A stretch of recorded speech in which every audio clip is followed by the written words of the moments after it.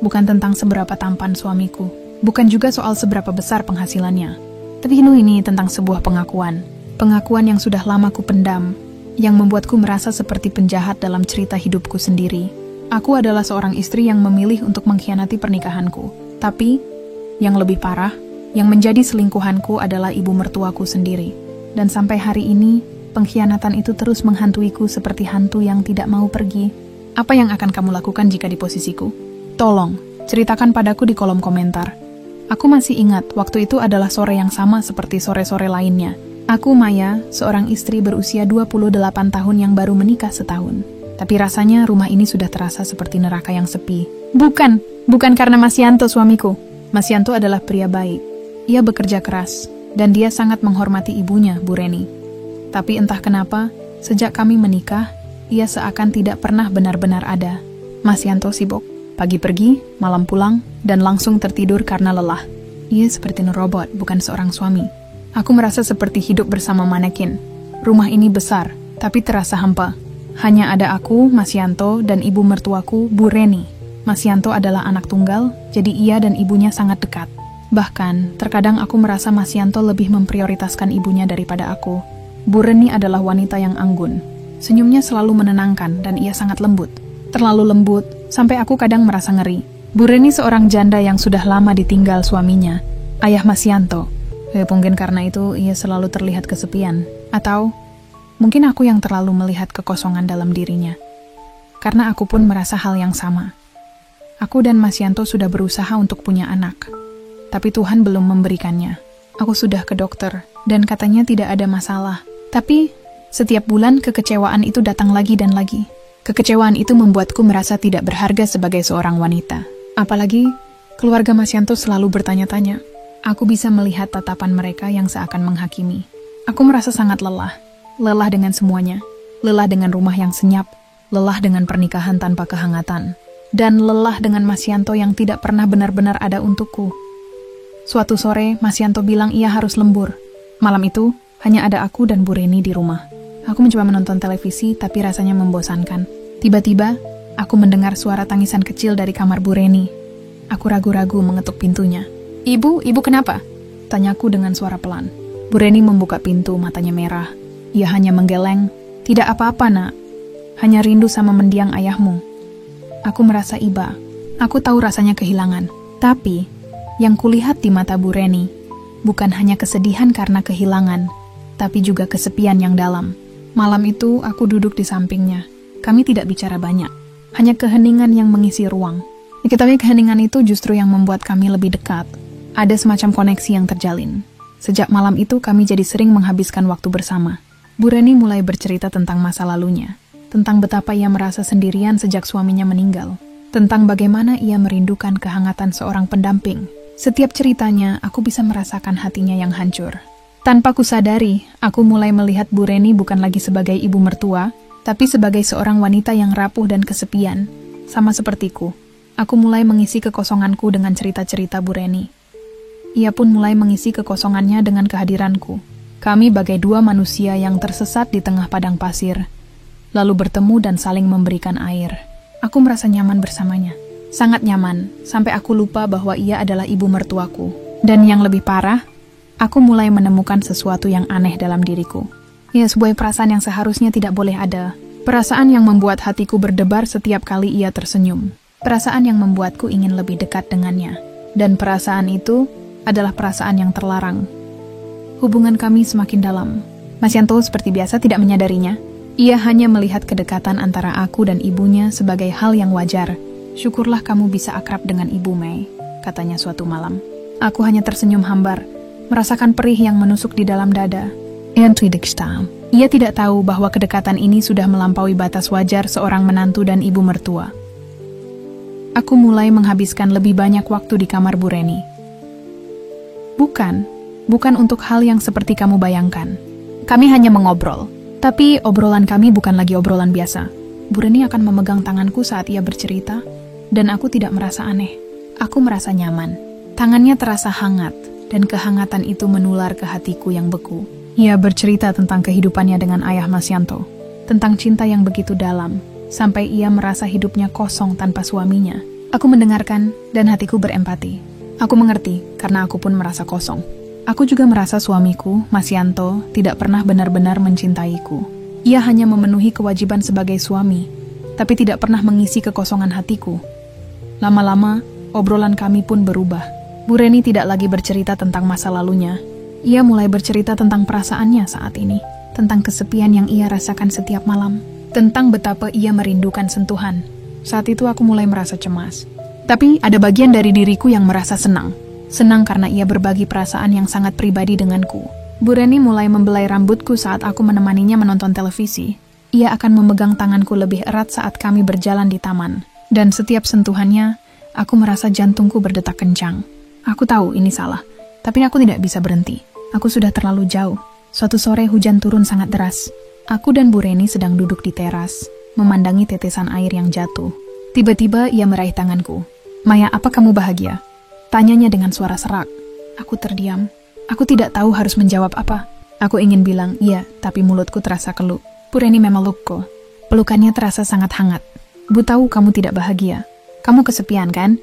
"Ibu juga." Ucapannya membuat air mataku menetes. Aku tidak tahu kenapa aku menangis, tapi pelukan itu membuatku merasa sangat aman. Aku merasa untuk pertama kalinya ada orang yang benar-benar mengerti perasaanku. Sejak saat itu, batas antara ibu mertua dan menantu perlahan kabur. Kami bukan hanya berbagi cerita, kami berbagi luka. Kami menjadi tempat pelarian satu sama lain. Setiap Mas Yanto pergi kerja, rumah yang dulu sunyi kini terasa penuh.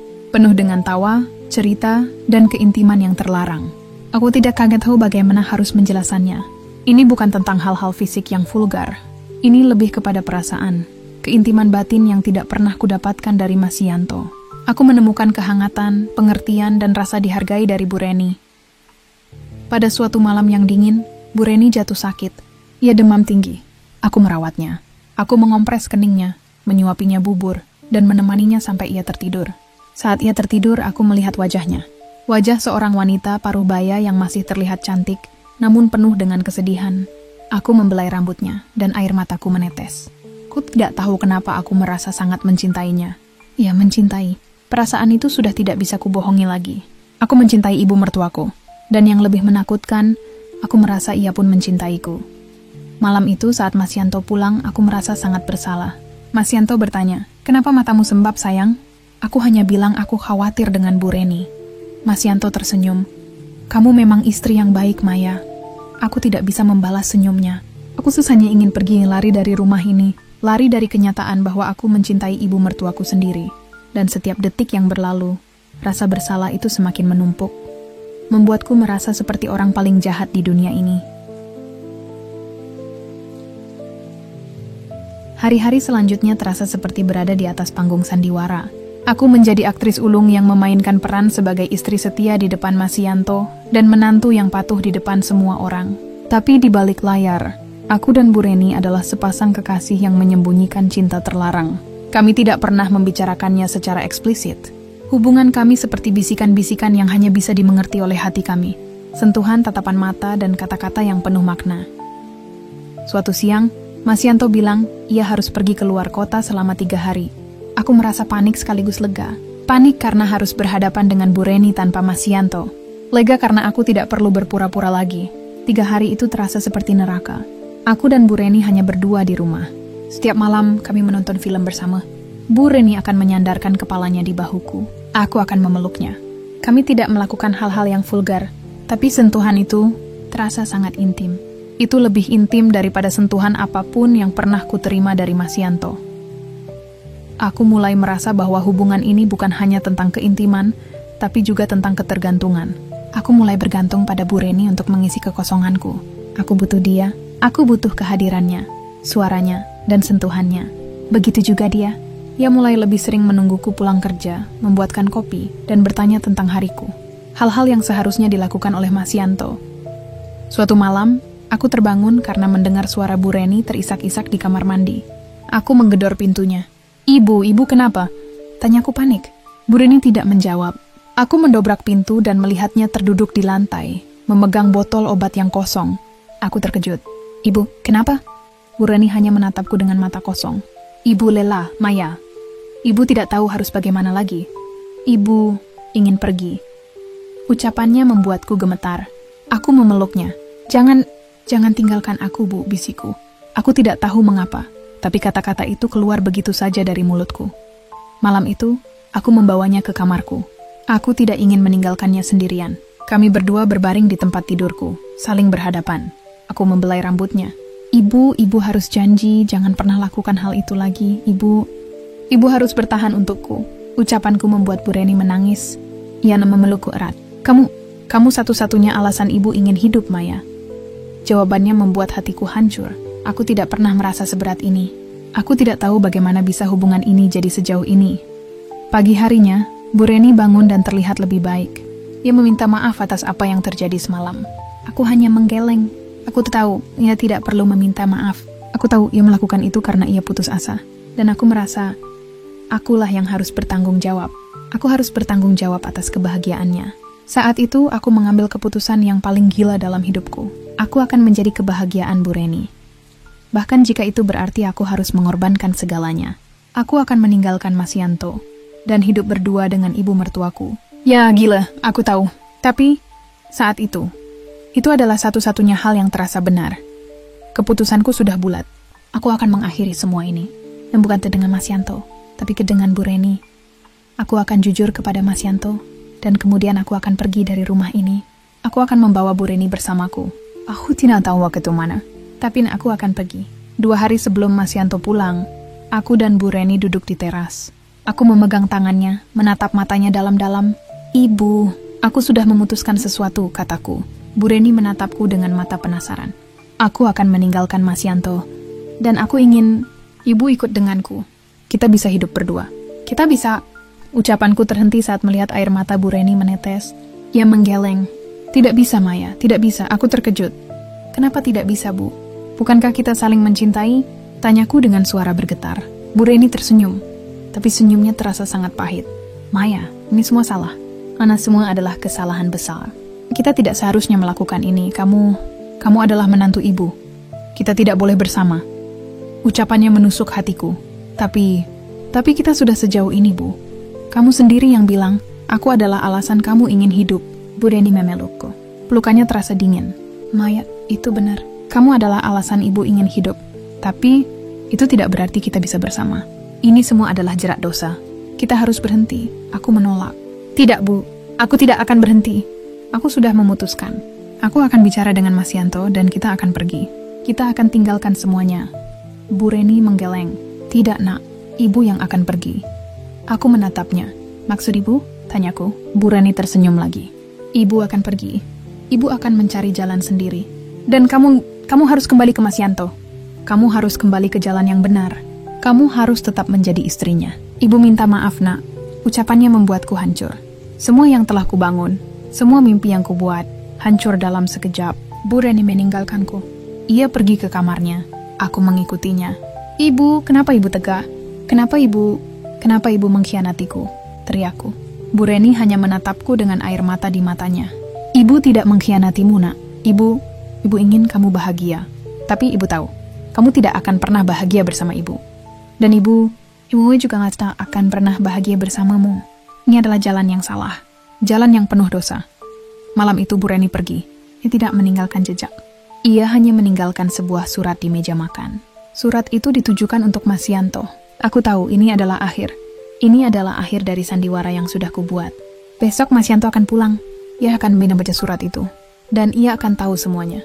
Aku tidak tahu harus berbuat apa. Aku hanya terduduk di lantai, memegangi surat yang belum sempat kubaca, dan menangis. Aku tidak menangis karena aku takut.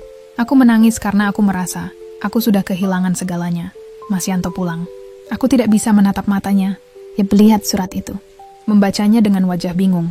Lalu ia menatapku. Mei, apa maksudnya ini? Ibu bilang ia akan menikah dengan teman lamanya. Dan ia bilang ia sudah hamil.